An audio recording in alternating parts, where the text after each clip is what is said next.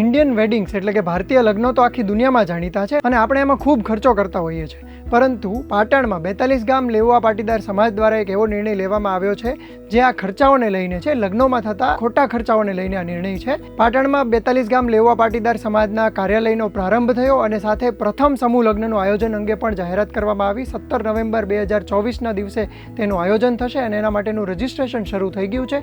30 September 2024 સુધી registration કરાવી શકાશે, પરંતુ આ સમૂહ લગ્નમાં પ્રી વેડિંગ કરેલા યુગલોને લગ્ન કરવા દેવાની પરમિશન આપવામાં આવશે નહીં, કારણ કે એનો દેખીતો અર્થ એ છે કે લગ્નમાં થતા ખોટા ખર્ચાઓને ટાળવા માટે આ સમૂહ લગ્નનું આયોજન કરવામાં આવ્યું છે અને એમાં પ્રી વેડિંગ જેવા ખર્ચાઓને પણ રોકવાનો આશય છે. જાહેરાત કરવામાં આવી છે કે આ સમૂહ લગ્નમાં લગ્ન કરનાર યુગલોને કુંવરબાઈનું મામેરું છે, સમૂહ લગ્ન 7 ફેરા યોજના છે, આ સિવાયની યોજનાઓ છે એનો પણ લાભ મળશે. સાથે 80 વસ્તુઓ ભેટ આપવામાં આવશે, લગ્નનું સર્ટિફિકેટ મળશે.